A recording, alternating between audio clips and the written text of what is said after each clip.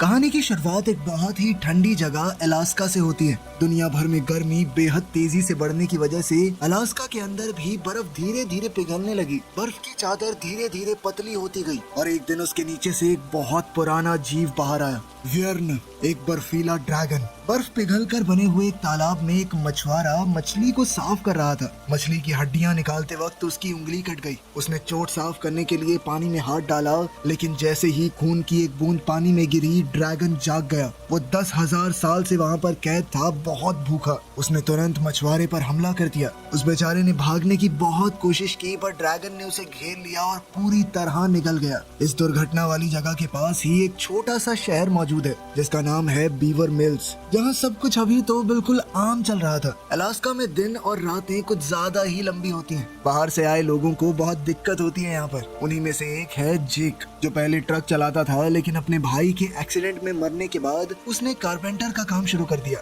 जेक इस वक्त एक छोटे से रेस्टोरेंट में कुछ मरम्मत का काम कर रहा था। उसी रेस्टोरेंट में काम करने वाली एक लड़की क्लेयर उसे बड़े ध्यान से देख रही थी। जेक काफी देर से काम कर रहा था, तो क्लेयर ने सोचा कि इसे कॉफी दे देती हूँ। पर तभी डेविड, जो कि शहर का एक जाना माना डॉक्टर है, बीच में आ गया। उसने वो कॉफी ले ली और क्लेयर से पूछा कि क्या तुम मेरे साथ कहीं घूमने चलोगी। क्लेयर ने लगभग 10वीं बार मना कर दिया। डेविड हर बार की तरह थोड़ा नाराज सा होकर वहाँ से चला गया। बाद में क्लेयर ने जेक से माफी मांगी। वो कॉफी मैं तुम्हारे लिए लेकर आई थी, पर चलो वो तो गई, अगर खाना खाना है तो आ जाओ। जेक को भी भूख लगी थी तो वो मान गया। डाइनर के अंदर उसकी मुलाकात एडना नाम की एक बूढ़ी औरत से हुई। वो हमेशा 2 लोगों के लिए ब्रेकफास्ट ऑर्डर करती थी, अपने और अपने पति के लिए। ये दरअसल उसी मछुआरे की पत्नी है जिसे ड्रैगन ने हाल ही में मार दिया था। एडना उसकी मौत की गम से अब तक निकल नहीं पाई। क्लेयर ने देखा कि जेक भी कुछ ऐसे ही दुख से गुजर रहा है। उसने उसे तसल्ली दी और कहा कि तुम्हारा भाई जिस भी दुनिया में होगा वो खुश ही होगा। जेक अपने भाई के बारे में बात करने को तैयार नहीं था। उसने कॉफी पी और घर चला गया।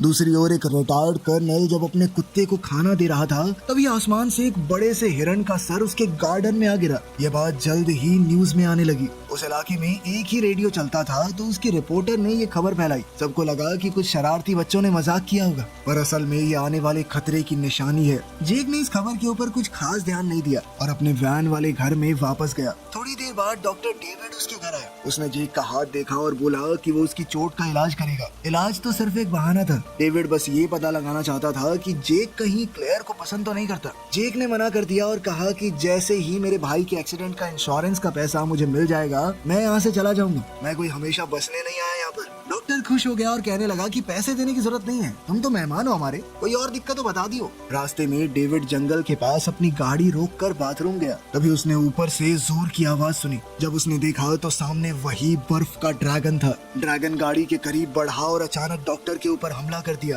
डेविड जंगल में भाग गया और कुछ देर तक छुपा रहा। जब लगा कि ड्रैगन चला गया तो वो वापस अपनी गाड़ी के पास आया, और जैसे ही वो गाड़ी को शुरू करने लगा, ड्रैगन फिर से वहाँ आ गया और डेविड को मार डाला। अगले दिन एक लोकल आदमी हैस जंगल में शिकार करने गया। उसने जमीन पर अजीब से निशान देखे और एक बहुत बड़े जानवर का गोबर भी। उनके आसपास वाले जंगल में कोई इतना बड़ा जानवर नहीं था। थोड़ी देर बाद वो ड्रैगन व्यर्न उसके सामने आ गया। हैस ने गोली चलाई पर ड्रैगन बच गया। उसकी बंदूक की आवाज पुलिस वाले इंस्पेक्टर डॉसन ने सुनी, जो डाइनर के बाहर जेक से बात कर रहा था। दोनों आवाज का पीछा करते हुए जंगल की तरफ गए, जहाँ पर उन्हें हैस मिला, जो बहुत ज्यादा डरा हुआ था। हैस ने कहा कि उसने आसमान में एक बहुत बड़े मॉन्स्टर को देखा है। बड़ी मुश्किल से जान बची है मेरी, इतना बड़ा था वो। शेरिफ को उसकी बात पर विश्वास नहीं हुआ। सोचा कुछ फूंक के घूम रहा होगा और ऐसे ही कह दिया कि पुलिस स्टेशन जाके स्टेटमेंट दे दो। फिर जेक ने जंगल में एक हाथ देखा, जिसकी शर्ट और घड़ी बिल्कुल डॉक्टर डेविड वाली थी। वो कल ही तो उससे मिला था, तो उसने तुरंत पहचान लिया। इंस्पेक्टर यानी शेरिफ को समझ नहीं आ रहा था कि ये सब हो क्या रहा है। उधर हैस फिर से बोलने लगा कि वो मॉन्स्टर बहुत खतरनाक है, सबको मार देगा वो। वैसे तो उनके पास ड्रैगन के होने का कुछ खास सबूत नहीं था, लेकिन डेविड के कटे हुए हाथ को नजरअंदाज तो नहीं किया जा सकता। शेरिफ ने अब एक इमरजेंसी मीटिंग बुलाई रेस्टोरेंट के अंदर। मीटिंग में उसने सबको बताया कि एक अनजान जीव शहर के लोगों पर हमला कर रहा है। हैस की बात पर उसे कुछ खास भरोसा नहीं था, लेकिन फिर भी उसने लोगों से कहा कि थोड़ा संभल कर रहो, अपने घर के अंदर रहो जितना रह सकते हो। तभी डेप्यूटी सूजी वहाँ डॉक्टर का हाथ लेकर आई, जिसे देखकर सब घबरा गए। शेरिफ ने एकदम सख्त होकर कहा कि कोई भी जंगल में अकेला नहीं जाएगा, सब अपना और अपने पेट्स का ध्यान रखो। उनके शहर का एक खास त्योहार जो हर साल मनाया जाता है जल्द ही होने वाला था, तो लोग शेरिफ से पूछने लगे कि उसका क्या करेंगे। इस पर जेक बीच में बोल पड़ा कि तुम लोग पागल हो क्या, एक आदमी का हाथ पड़ा है वहाँ पे, कुछ दिनों बाद मना लेना त्योहार, क्या बड़ी बात है। लेकिन शेरिफ ने कहा कि एक बाहर वाला हमारे तरीके नहीं समझ सकता, फेस्टिवल तो होगा। उसने इसलिए किया ताकि शहर में डर का माहौल न फैल जाए।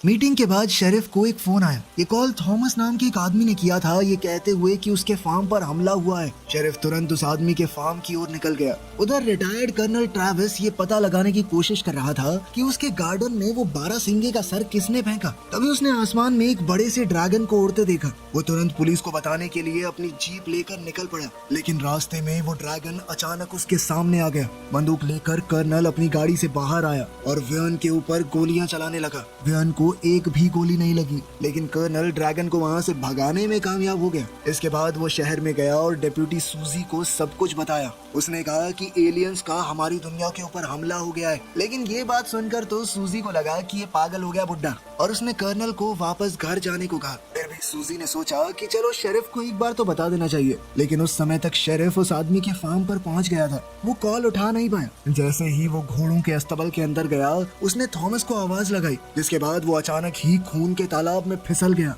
वहाँ पड़े शेरिफ को अचानक थॉमस की लाश दिखाई दी। उसे इतना खून खराबा देखने की आदत नहीं थी। शेरिफ इतना घबरा गया कि बेहोशी हो गया। तभी कर्नल भागकर हैम्पटन के पास गया, जो रेडियो स्टेशन में काम करती है। उसने हैम्पटन से कहा कि जल्दी से मॉन्स्टर के बारे में इमरजेंसी अनाउंसमेंट कर दो, पर हैम्पटन ने मना कर दिया क्योंकि इस तरह की अनाउंसमेंट वो सरकार की परमिशन के बिना नहीं कर सकती। कर्नल को इस बात पर बहुत गुस्सा आया, पर वो भी क्या करता। इसके बाद वो अपने दोस्त फर्ले के पास पहुंचा, जो कि इस वक्त फेस्टिवल के लिए खाना बना रहा था। लेकिन उसने भी कर्नल की बात पर विश्वास नहीं किया। लेकिन जल्द ही सबको यकीन हो गया जब व्यान खुद शहर में आ गया, वो भी सीधा रेडियो स्टेशन के सामने। ड्रैगन को देखकर हैम्पटन ने तुरंत मदद के लिए रेडियो से मैसेज भेजने की कोशिश की, लेकिन ड्रैगन ने जल्दी से बिजली का पोल ही तोड़ दिया, जिससे पूरा रेडियो सिस्टम बंद हो गया। उधर थॉमस के फार्म पर शेरिफ होश में आया और अपने रेडियो का इस्तेमाल करके सूजी से कहा कि सब लोगों को घर भेज दो। सूजी ने शेरिफ का ऑर्डर मानते हुए मेगाफोन से अनाउंसमेंट कर दी कि सब लोग अपने अपने घरों में चले जाओ। लेकिन उसका नसीब खराब था। अचानक वो बड़ा सा ड्रैगन उसके ऊपर आया और एक ही झटके में सूजी पर हमला कर दिया।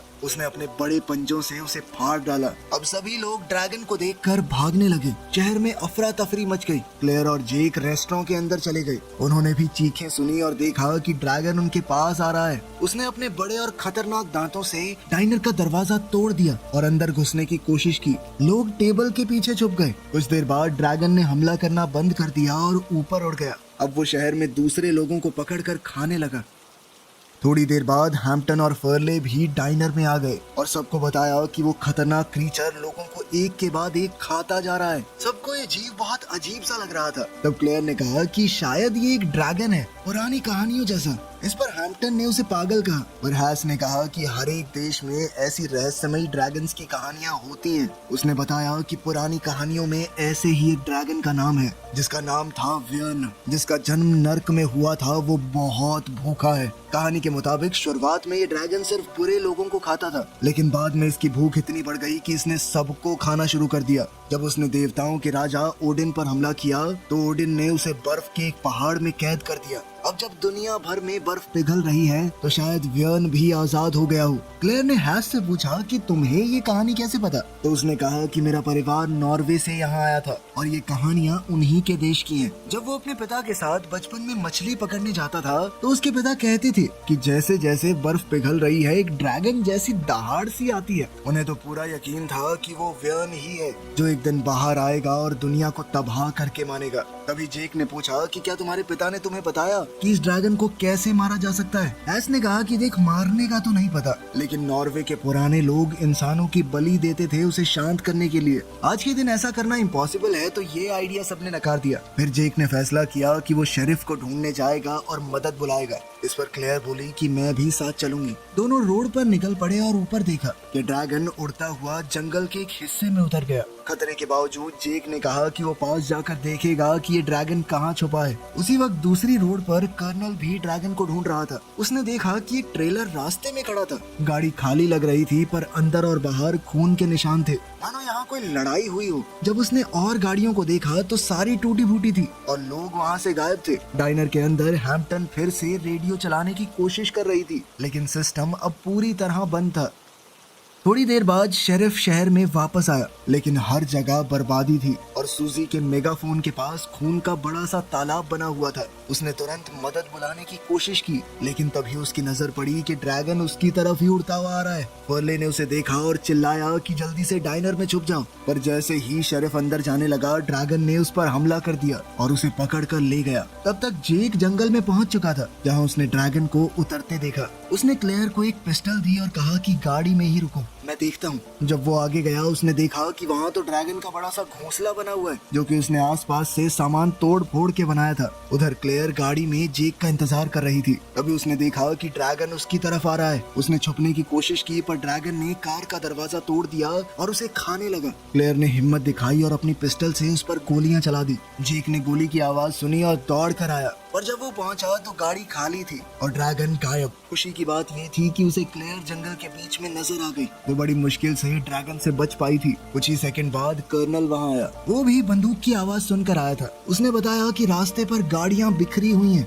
उसका मानना था कि ड्रैगन चाहता है कि लोग यहाँ से बाहर ना जाएं, ताकि उसके पास खाने की कमी ना हो। ड्रैगन को रोकने का अब सिर्फ एक ही तरीका है, उसे मारना। लेकिन कर्नल को ये भी पता था कि वो अकेला ये नहीं कर सकता। तीनों तुरंत शहर वापस चले गए। जेक ने कम्युनिकेटर की मदद से हैम्पटन से बात की और शेरिफ से मदद बुलाने को कहा, लेकिन तभी हैम्पटन ने बताया कि शेरिफ को तो ड्रैगन ने मार दिया है। जेक अब दूसरा प्लान सोचने लगा। कुछ देर बाद वो तीनों डाइनर वापस पहुंचे और सबको ड्रैगन के घोंसले की लोकेशन बताई, लेकिन उनके पास ज्यादा हथियार भी नहीं थे। उन्हें मदद के लिए किसी से तो बात करनी पड़ेगी, लेकिन फोन भी तो काम नहीं कर रहा। तो हैम्पटन को याद आया कि मेरे स्टूडियो में एक रेडियो है, लेकिन एंटीना ज्यादा ताकतवर चाहिए होगा। उन्होंने हिसाब लगाया कि पास के एक स्टोर में एंटीना होगा। दोनों जल्दी से वहां गए ताकि एंटीना लेकर रेडियो से कनेक्ट कर सकें। रास्ते में उन्होंने शेरिफ की गाड़ी देखी और अंदर से हथियार और गोलियां लेकर कर्नल को दे दी, ताकि वो बाकी बचे हुए लोगों में उन्हें बांट दे। फिर वो दोनों स्टोर में गए। जेक ने छत पर चढ़कर एंटीना के 4 स्क्रूज निकाले।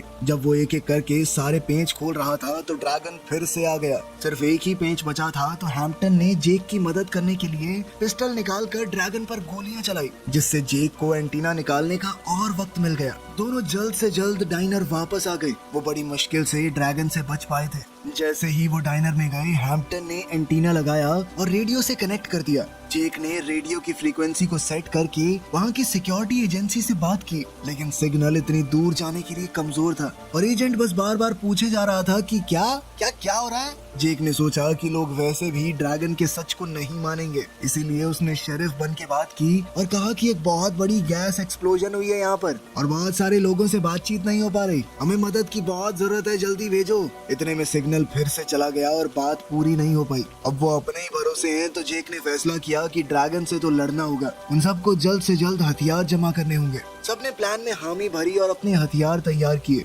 फर्ले और हेस थोड़ा फ्यूल लाने गए, तभी ड्रैगन एक घर के ऊपर आ गया। फर्ले घबरा गया और ड्रैगन ने अपनी पूंछ से उस पर वार किया, जिससे उसे बहुत ही खतरनाक चोट लग गई। जेक तुरंत उसे बचाने के लिए डाइनर से आगे बढ़ा। बाकी सब ने ड्रैगन पर हमला जारी रखा। अभी हम ड्रैगन के घोंसले में डॉक्टर डेविड को देखते हैं। वो दरअसल जिंदा था। ड्रैगन ने उसे मारा नहीं। उसने अपनी टाई निकाल कर जल्द से जल्द अपने हाथ वाली जगह बांध दी, ताकि खून कम से कम बहे। जब वो खड़ा हुआ तो उसने ड्रैगन के अंडे देखे, लेकिन इससे पहले कि वो कुछ कर पाता, ड्रैगन वापस आ गया। वो उसे अपने दांतों से पकड़कर शहर में ले गया। उधर ड्रैगन के जाने के बाद से क्लेयर और जेक ने कॉफी पी और थोड़ा आराम किया। वो बातचीत कर ही रहे थे कि तभी हेस ने कहा कि वियर्न वापस आ चुका है। सबने बाहर देखा तो ड्रैगन ने डेविड को जमीन पर छोड़ दिया, मानो वो चाहता हो कि वो लोग उसे लेने बाहर आए। जेक जानता था कि ये ड्रैगन उन्हें फंसाने के लिए ये सब कर रहा है, लेकिन फिर भी वो डेविड को यूं मरने के लिए नहीं छोड़ सकता था। वो उसे बचाने के लिए गया। जब ड्रैगन ने उस पर हमला किया तो जेक ने अपनी पिस्टल चलाई। हेस और कर्नल ने भी कई गोलियां चलाई, लेकिन ड्रैगन तेजी से आगे बढ़ रहा था। फर्ले ने घायल होने के बावजूद भी दौड़कर ड्रैगन का ध्यान भटकाया और ये प्लान काम कर गया। जेक ने डेविड को कैफे तक सुरक्षित पहुंचा दिया, लेकिन ड्रैगन अब फर्ले को पकड़कर अपने घोंसले में ले गया। बाकी सबको अपने एक और साथी के बिछड़ जाने पर दुख हुआ। थोड़ी देर बाद रेडियो पर अथॉरिटीज का मैसेज आया। एक रेस्क्यू हेलीकॉप्टर को भेजा गया था, और जैसे ही हेलीकॉप्टर शहर के पास आया, ड्रैगन वापस आ गया और उसने हेलीकॉप्टर पर हमला करके पायलट को मार दिया और हेलीकॉप्टर भी तोड़ फोड़ डाला। एक बार फिर से शहर के लोग अकेले हो गए थे। क्लेयर ने अपने दोस्तों को बुलाया क्योंकि डेविड बहुत ज्यादा घायल था। अपनी आखिरी सांसें लेते हुए डेविड ने जरूरी बात कही। उस घोंसले के अंदर 3 अंडे। उसकी हालत बहुत खराब हो रही थी। जेक ने सबसे कहा कि हम जंगल जाएंगे और ड्रैगन और उसके अंडों को भी खत्म करेंगे, वरना एक बार उसके बच्चे पैदा हो गए तो फिर उन्हें रोकना मुश्किल हो जाएगा। जेक ने एडना से कहा कि आप यहीं रुक जाइए, और बाकी सब जंगल के लिए निकल गए।